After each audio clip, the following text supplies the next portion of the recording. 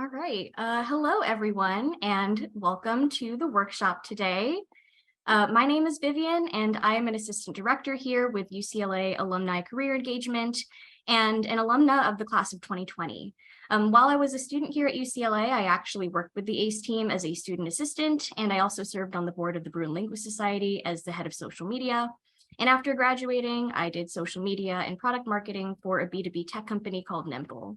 And now I'm back with UCLA ACE as the platform manager of UCLA One. And I wanted to take a second to thank our sustaining donors. The work we do here in alumni career engagement and with our UCLA One community is made possible by our Alumni Association sustaining donors. So if you would like to donate, we will be dropping a link in the chat for you to give your support. So thank you to our sustaining donors. My colleague Sarah, who is also an assistant director on our team, will be monitoring the chat and your questions. So if you do have any questions as we go through today's workshop, don't hesitate to drop them in the questions box so that we can answer them during our Q&A at the very end. We'll be recording this event and we will send out the recording when it is available. We send links through the chat, but please do use the Q&A box to add your questions in real time. All right, so for our agenda today, I'll start with some things you should know about your online presence and other things to consider. Then we'll do a deep dive on the UCLA One profile with some examples of exceptional profiles to give you some inspiration. Next, we'll cover the LinkedIn profile, also with examples of good profiles. And finally, we'll wrap it up by answering any of your questions. So throughout the presentation, if you come across anything that you have questions about, again, feel free to leave them in the questions box and we'll answer them at the very end during our Q&A session. All right, so in this workshop, we will be going over how to polish your online presence. Your online presence includes every piece of digital media pertaining to you that exists online. And since you're here, I'm sure most of you realize that your online presence is important. So let's go over why it's important. In a survey by Career Builder, it was found that 70% of employers use social networking sites to research their candidates during the hiring process. That means that the majority of jobs you apply to will take your online presence into account when they make their decision to hire you or not, or even interview you or not. It was also found that 57% of employers who answered the survey are less likely to interview a candidate they can't find online. So it's not very beneficial to simply not have an online presence at all. But even if you are currently in a role that you're happy with, Career Builder also found that almost half of employers, so 48%, check on their employees on social media, and a third of employers have reprimanded or even fired employees based on content they found online. In a separate survey by the Harris poll, 78% of employers stated that they believe employees should maintain a work-appropriate social media presence. So that being said, it's pretty clear to see why tidying up your online presence is extremely important, not just for your job search, but for your entire personal brand throughout your career. So in the next slide, here are some things from an article on PR Web that you should generally keep in mind about your online presence. Number one, if you don't want everyone to see it, then don't post it on social media or make it public. Number two, be purposeful and intentional in what you are posting by asking yourself, what is my goal in posting this? Number three, less is more. Personal situations should remain with friends and or family. Sharing everything can be perceived negatively, giving those reading a post reason to judge or make assumptions. And four, don't complain about your employer or coworkers on social media.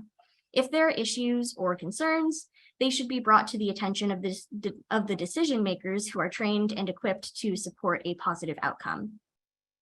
So given that your online presence is so important to employers, a reasonable follow-up question would be, what are potential employers even looking for? So that answer depends pretty greatly on the line of work you're in and the culture around the places you are working at or applying for.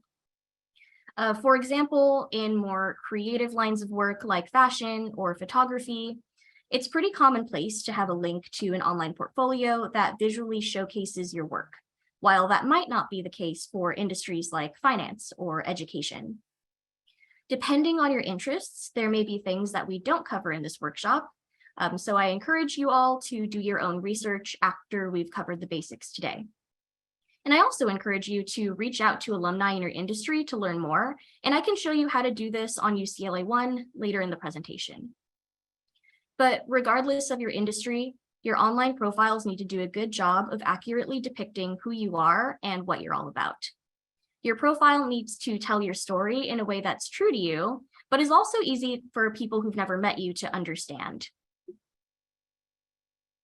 So in my opinion, I think it's perfectly fine to deviate a bit from industry standards or even the general rules that we're going to introduce you to today in order to make sure that your profile is an accurate representation of you.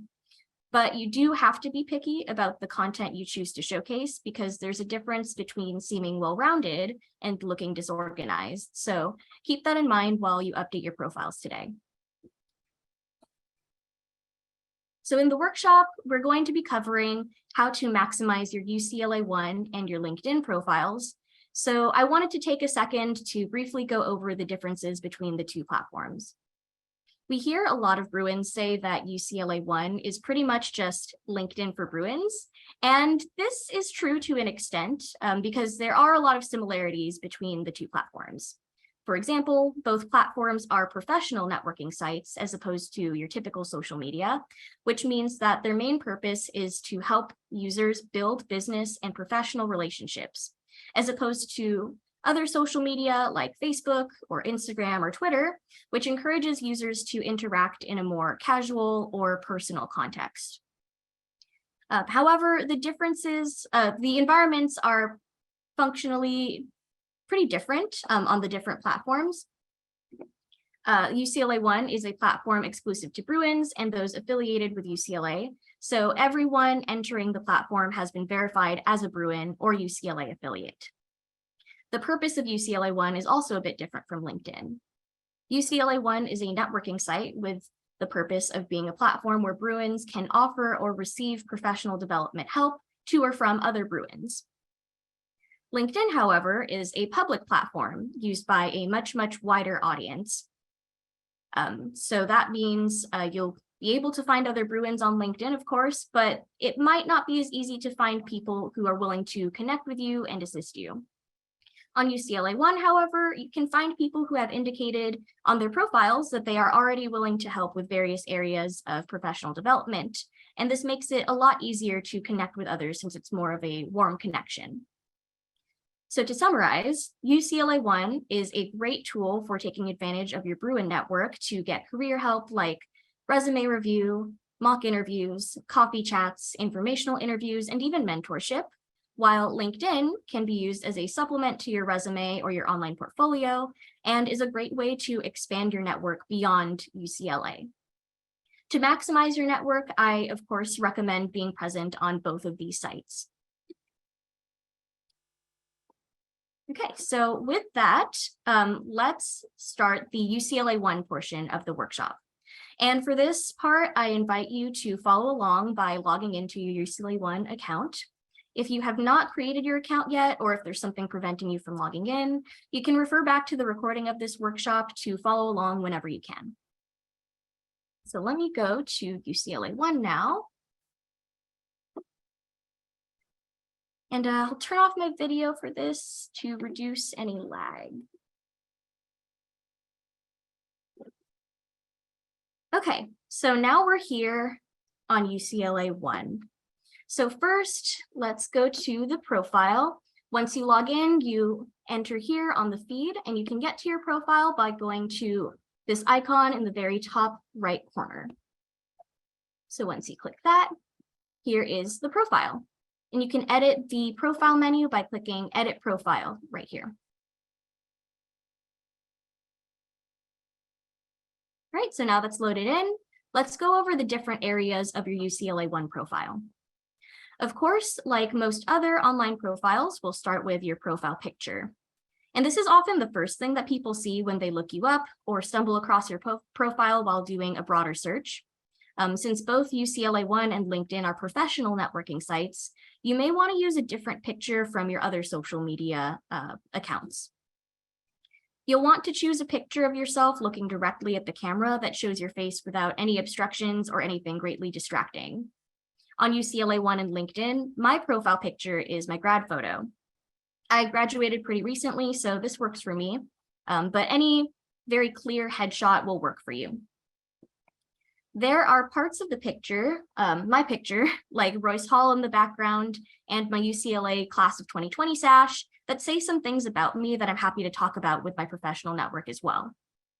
My face is also in the center of the frame and the main focus of the photo. Full body pictures don't translate very well as profile pictures since they shrink significantly when being viewed as an icon next to your name. So you'll want to pick a photo that clearly shows your face even as a small icon. Aside from your profile picture, you may also edit your basic information here. So that includes your name, maiden name, and your current position. If you are a student or you don't currently have a position to put here, then for company name, then you can go ahead and put UCLA. For your job title, you can put student or alumni, whatever applies to you. And then for your industry, you can go ahead and put your target industry here if you don't currently have a position. So the next section is the summary. This is the area of your UCLA One profile where you can really showcase your work and your personal flair. And I recommend you section out your summary into 3 main parts. That'd be your past experience, what you're currently up to, and more about who you are as a person. And bonus points for including a bit about your professional goals as well. And you don't need to adhere to any specific order when putting together each section. Just make sure it's not too long and still makes sense. And like I said earlier, you don't have to adhere tightly to all of the rules that we're going to introduce to you today. Just pick whatever applies to you and what works best for you and your experience. As you can see on my summary, I've started with my current position right up here. And then next, I go more into my past education and work experience. As you can see, I've summed it up pretty succinctly for my own profile, but feel free to include more or less detail. And in the very last part of my summary, I talk a little bit about myself personally. And you can see I talk about my hobbies here. I have a collection of houseplants, and I also have some aquariums. This part of your summary is a great place to show how well-rounded you are, and to maybe even give context to your work. In my particular case, I decided to talk about plants in nature because my plants often make cameos when I'm on Zoom meetings, and I also have some experience working as a visual merchandiser and retail office clerk at a garden center. So by talking about my personal interest in plants in my summary, I give context as to why I worked at a garden center, and it therefore doesn't seem that out of place. Plus, lots of people love plants these days, so I might be able to find some common ground with people who might not share anything in common with me career-wise. So after the summary comes basic contact information and links to other social media. For your other social media links, I would recommend that you only share links to profiles that you feel comfortable with your professional network seeing. I'd recommend setting your personal profiles to private if you don't want potential employers to see them. Otherwise, do a sweep of your profiles to ensure that all the content you've posted is suitable for viewing by potential employers and your broader professional network. I won't go too in depth on the topic of what to do or what to look out for on your personal profiles. Just use your best judgment and only publicly share content that you are willing to have viewed by your professional network as well as your personal network. Content meant for just your friends and or your family should stay private. And on the topic of connecting other social media accounts, I'd recommend updating your professional experience here on UCLA One by syncing your LinkedIn account, assuming that you already have a LinkedIn account set up. So to do so, you're going to want to go back to the top right corner, click this down arrow, and then go to your settings. So once you're here, you'll see this resync or sync LinkedIn button. and this will automatically bring in the experience you've added from your LinkedIn profile. Since we're updating both profiles today, I would recommend adding your work experience to your LinkedIn profile first and then syncing UCLA One with LinkedIn so you don't have to input everything twice. Okay, so let's go back to the profile.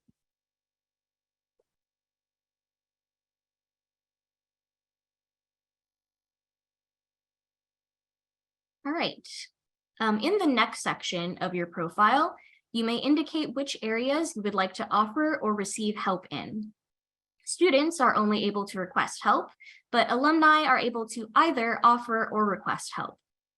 Every checkbox that you see here is searchable in the directory, as well as most parts of your profile, so make sure you're filling everything out carefully and fully. And I can show you how to search for these things in the directory later on. But this helps users find each other and connect a lot more easily. So for example, right here, I have resume review checked under my offer help menu. So when people are looking for alumni who are willing to offer resume help, I will appear in that list and people can then click into my profile and request that I review their resumes. Scrolling down, in the next section, you may update your education history and your work experience. As I mentioned earlier, you may update your work experience by syncing LinkedIn, so no need to fill it out right now. We can get to that later when we get to the LinkedIn portion of the workshop. But do fill out your education history as fully as you can. For my fellow transfer students and for anyone who has a degree or who has studied at other schools, you can input your community college history or your other education history in the other education section right here. And you'll also notice that under UCLA Education, we have communities. Transfer is one of these communities, but we also have a handful of other communities that may be applicable to you. And again, like the other things that we've mentioned, these are searchable in the directory, so you may find other users who have self-identified as part of these communities there. And I'll cover that shortly too. So scrolling down, here's our work experience, and this, for me, all comes from LinkedIn. And now at the very bottom of your profile, you'll find some additional questions you can answer in the About Me section. You may select any clubs or organizations you're connected to, and if there are any that we haven't included in our list, please feel free to email us and let us know. You may also select your law practice area or your medical specialty if you are in either of those fields. And after those options, your UCLA One profile has some open questions for you to answer. And the reason it is important to fill out these questions is that your answers give more context to your experience and your goals, making it easier for others to offer advice and guidance. And alternatively, if you're someone who is offering help to others, this helps people who require assistance find you and reach out. So once you've input all of your information, you can click Save and then go back to your profile to see how it looks to others viewing it. So as you can see all of my willing to help options up at the top. My summary appears here, then my education, and all of my work experience and some open questions. So now I'd like to show you how you can use UCLA One to connect with alumni to receive professional development help, since I'd mentioned it earlier in the presentation. And this is also a good opportunity to show you some examples of really good UCLA One user profiles. So let's go to the directory by going to this panel on the left and then clicking directory right under feed. We'll reset that.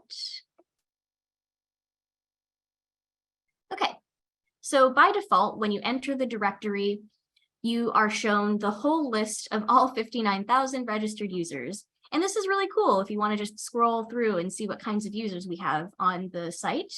But it might not be super helpful to you if you're looking for specific help with something. So we have this filter on the right side, which is pretty robust.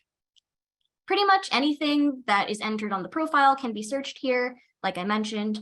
But for the purpose of the presentation, let's go with an example. So let's say I am hosting a networking event for people in healthcare services, and I would like to find alumni who are willing to attend this networking event who have experience in healthcare. What I want to start with is going to the Get Involved menu. And then this is where I can search up all of those checkboxes that I showed you earlier. So now I'll click Offering Help because I'm looking for someone who is willing to give. And now I'll check Networking Event Participation.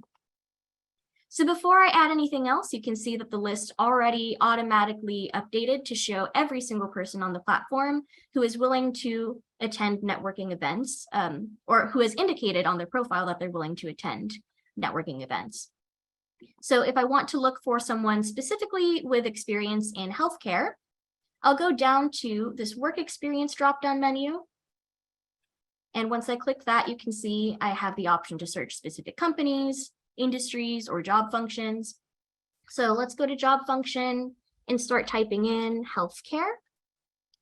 So now we can see that checkbox. Once I click that, the list will automatically update again. And now it is showing me all of the users on the site who are willing to attend a networking event and also have experience in healthcare services. As you can see, this is a really robust feature, so I definitely recommend exploring and playing around with it just to figure out how to use it. If you have any questions on that as you're giving it a try, again, feel free to leave them in the questions box, or you can go ahead and email us if you're doing this outside of the webinar. Okay, so this is a great place to start looking at people's profiles. Coincidentally, there are some profiles here that I wanted to showcase. So the first one is Joanna's profile. And before we even click into it, you can see just how awesome it looks with all of her badges here. She has some certificates in her name, and she also filled out very fully her job title. So just by looking at this very small snippet, I get to know a lot about her already. So let's click in. So this is Joanna's profile. And what I really like about her profile is just how full it is. You can see all of her achievements here. And these are all achievements that you can earn through certain actions on UCLA One or being recognized by one of our programs. So these are some badges that you can earn on the platform. Over in the top right, we can see all of these things that she's willing to help with, and we can even see that she's offering mentorship through the mentor program. She has links to her social media here. And then down here, we have this very full and very comprehensive summary. Now, like you saw with my own summary, it doesn't have to be this long. It really just depends on you and your preference. But this is an example of a long summary that I feel is very appropriate and comprehensive. And as we scroll down, we can see all of her experience is very well filled out. So this is a really good profile. Let's go back.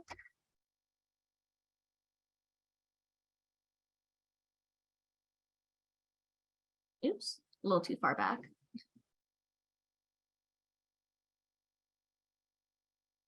Okay, so another profile that I wanted to show you, and this would be the last one for UCLA One, is Isaac's profile. And similar to Joanna's profile, I just really love how full this profile is. He has a couple links to social media, but not all of them. He has a couple badges here, and you can also see all of the things he's willing to help out with. Again, very full summary. And if we scroll down, we can even see some open questions that he's answered. And since he's also in the mentor program as a potential mentor, this is a great way for people to get to know him a little bit better before going ahead and sending any requests.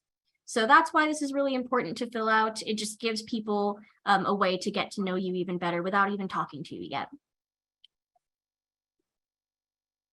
All right, so now I will take a break from talking and give you some time to go over your profile. So you can refer to this checklist up here for guidance on updating your profile. As you go through all of this, feel free to drop any questions you might have about your profile in the Q&A box, and we'll get to them at the very end of the presentation. But for now, I'll put on some music and give you a couple minutes to go through your profile, and then we'll reconvene and jump into the LinkedIn portion of the webinar. All right, so we've had a couple minutes to work on the UCLA One profile. So now let us jump into the LinkedIn portion of today's workshop. Again, if you have a LinkedIn account already, I definitely recommend logging in so you can follow along as we go through everything. All right, so there are many aspects to LinkedIn that will be helpful to you, but today I'll only be covering the profile in the interest of time. Most of the advice I offered regarding your UCLA One profile applies to LinkedIn as well, particularly the bit about your summary. So I'll skip the areas that we already covered in UCLA One and focus on the areas of your LinkedIn profile that are unique to LinkedIn. Something to note as well about LinkedIn is that since it is a public platform, depending on your privacy settings, your profile may appear publicly in search engines like Google. That means that you can optimize most parts of your profile to increase the chances of appearing in searches around your target industry or job function. And to clarify what I mean by optimize, I mean that you can use common search keywords in the text areas of your profile to make it more likely to appear in searches related to those keywords. There's a great tool called WordStream that can help you find keywords around your industry. So I recommend using that tool or a similar tool to find the best keywords to add throughout your profile. But do be cautious about how you use your keywords because you don't want your profile to sound over-optimized and robotic. You should use keywords naturally in the different areas of your profile. So with that, let's go to LinkedIn. All right, so you can access your profile by going to this Me icon at the very top right, and then clicking View Profile. So this is the LinkedIn profile.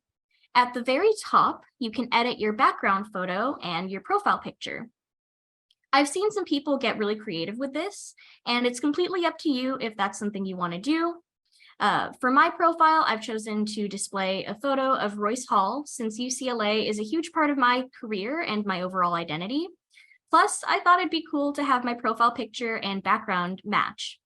I'll show you some creative uses for the background photo in the example profiles I have lined up too. You also have the ability to change your headline, and you can do so by clicking this little pencil icon. Oh, and I forgot to mention that you can change your background by clicking this pencil icon up here.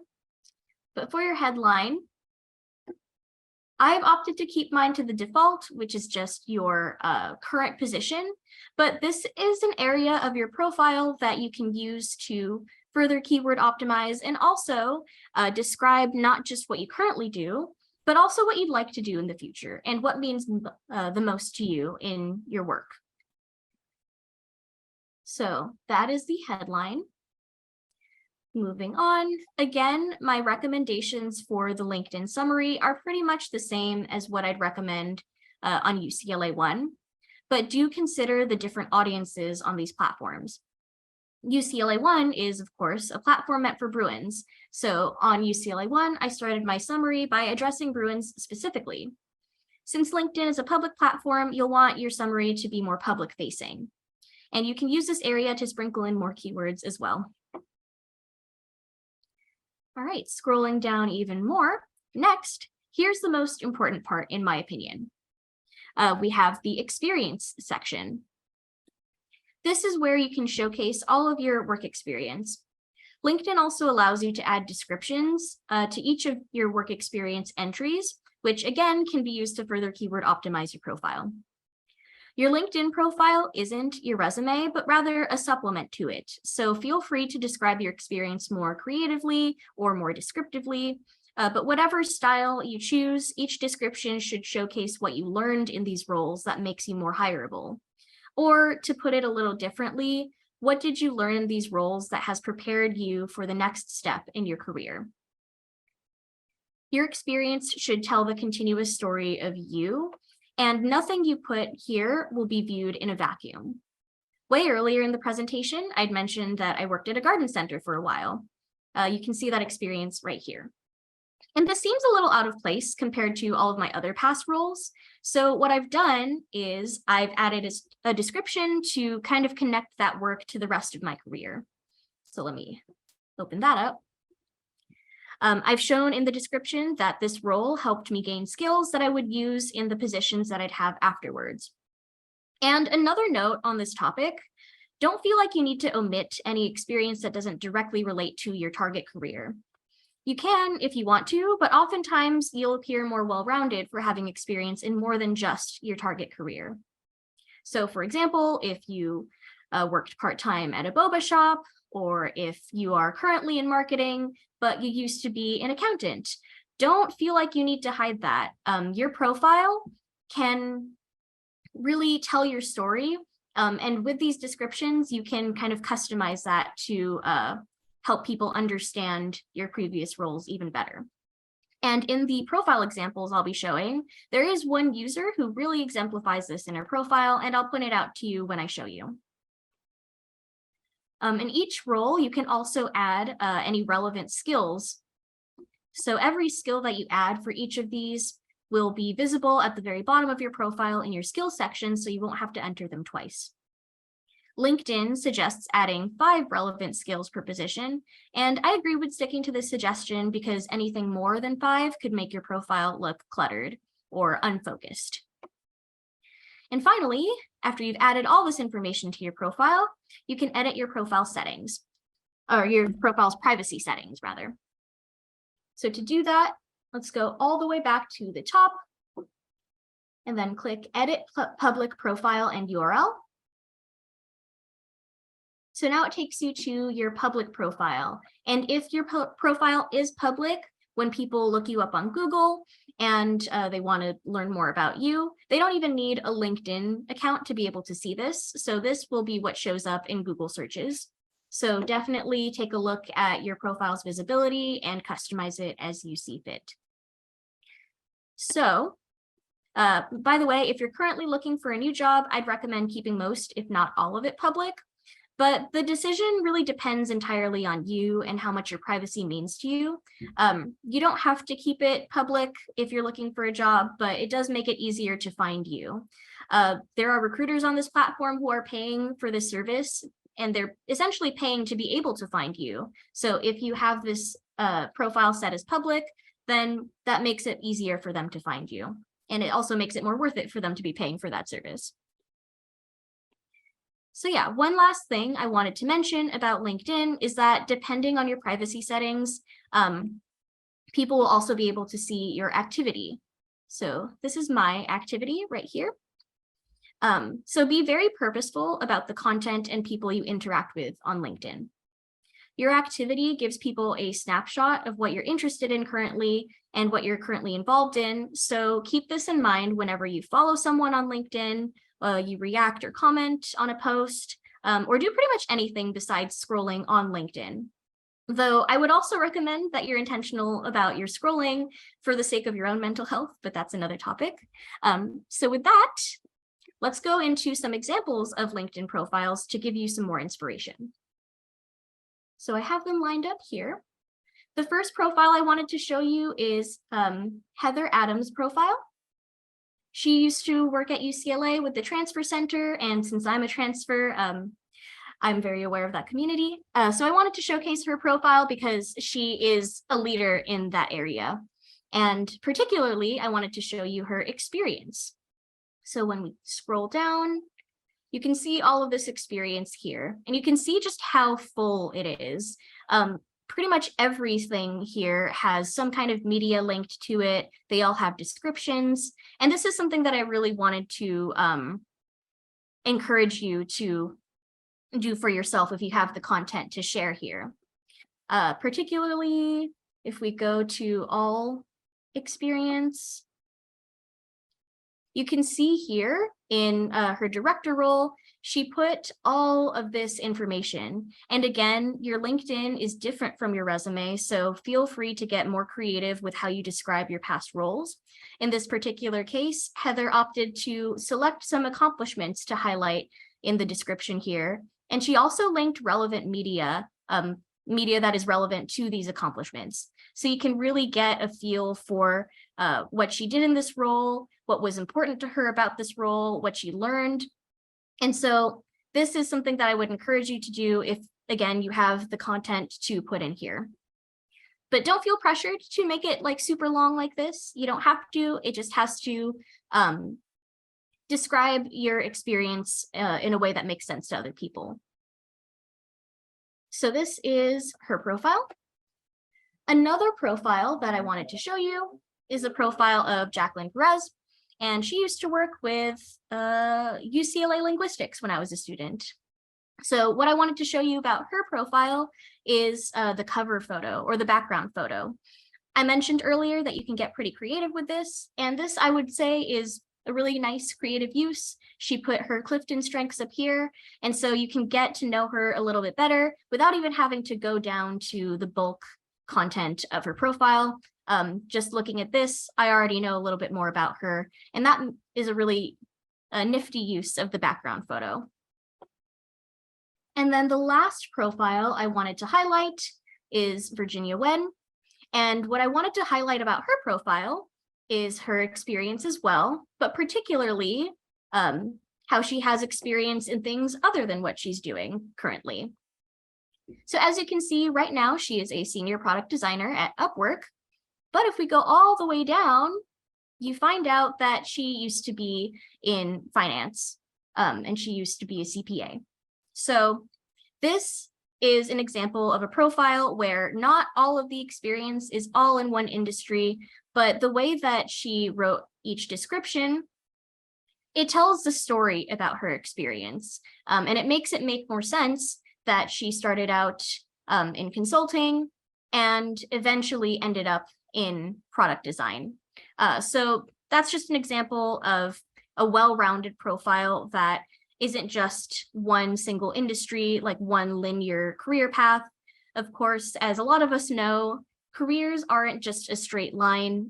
You can bounce around and you can try different things, and it's okay to showcase all of those different things on your LinkedIn profile.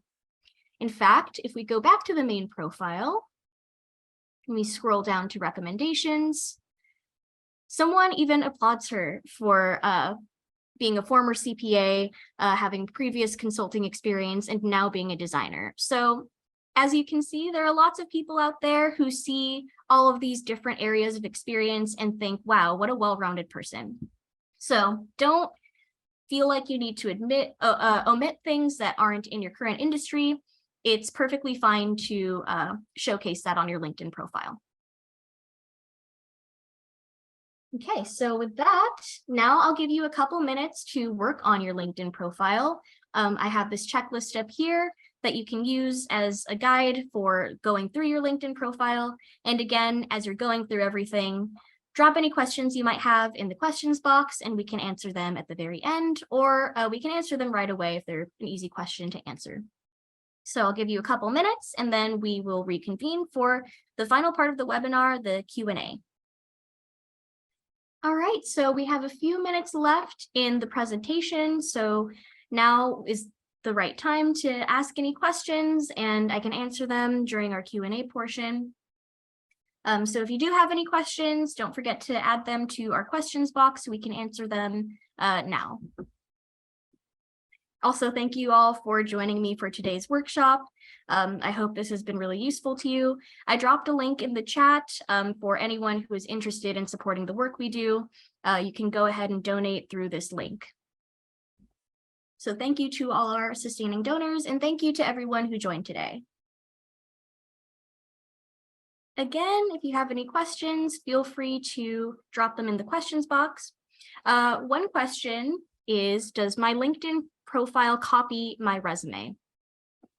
It doesn't have to copy your resume. In fact, I would recommend you make it a little bit different. Again, like with Heather's profile, let's go back there. All of this isn't stuff that you would add to your resume since it is a lot of accomplishments, and this isn't how you would typically write resume bullet points. So I would say that your LinkedIn can be used as a way to talk about things that you wouldn't really normally get to talk about on your resume. This gives more of like a holistic view of your experience and your history. So I would recommend getting a little bit more in depth with your LinkedIn descriptions, more so than your resume. So that was a good question. Thank you. Okay, we have someone asking, can you repeat when and where to find a copy of the recording? Yes, so we will email the recording to you. It should be available after this webinar. It'll take a little bit to be ready for viewing, but you will receive an email with the recording.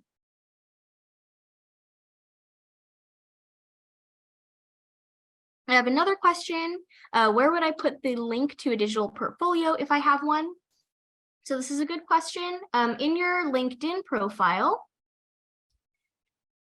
so you'll be able to add links to your About section. I believe there's a website section somewhere here. Let's see. Is it in contact info? Yeah, so you can add, or you can edit your profile URL, and you can also add your own website here. So this is where you could put your digital portfolio. So I have another question. When you have 20 plus years of experience, should you include it all or omit some of the earlier ones? For this question, I would like to invite my supervisor, Gloria Ko. She is the head of our team here at ACE, and I think she'll have a better answer for this. So Gloria, would you be able to hop on and answer that question, please? Hi there. So I would say if you have 20 plus years of experience, you should add what you think is relevant to where you want to go. And so if all that experience, like Vivian had said, I think all your experience has really shaped your professional journey. But let's say you want to pivot to an industry, maybe you can pick different aspects of your past experience that really has led you on this path and direction. So that is helpful. But also if you feel that also you've had significant supervisory management roles, definitely put it. Again, your 20 years of experience is quite a treasure and will be an asset to wherever you want to go next. And so don't shortchange yourself because maybe you don't want to put all of it. But do think of it as a curated list of your professional history rather than just a laundry list, right? You have your resume that has everything that's much more full, that you can find ways to even add it here on your LinkedIn, but use the LinkedIn as a way to storytell what you want to share for your next steps ahead. Hope that answered your question. Awesome, thank you, Gloria. We have another question. This is more a logistics question. If we have questions after this webinar, when we're filling out our UCLA One or LinkedIn profiles, is there someone we can email with a question? So yeah, you can go ahead and email ace@support.ucla.edu with any questions you might have about LinkedIn or UCLA One. So that's where you can answer or have any of your questions answered. Also, feel free to reach out to me on LinkedIn. As you can see here, this is my LinkedIn, and I have my UCLA One profile up here. So if you would like to connect with me on either of those platforms, feel free to do so, and I'm happy to answer any questions that you have about either UCLA One or LinkedIn. So thank you for that question. And with that, it is almost 2 o'clock. Do we have any last minute questions for the last couple minutes? Okay, if we have no more questions, I just want to say thank you all for joining today's webinar. Again, I put the link in the chat if you would like to support the work we do. And if you would like to have any questions answered about UCLA One or LinkedIn, feel free to connect with me on either of those platforms or send us an email at ace@support.ucla.edu. And with that, have a great rest of your day, and thank you for joining me today.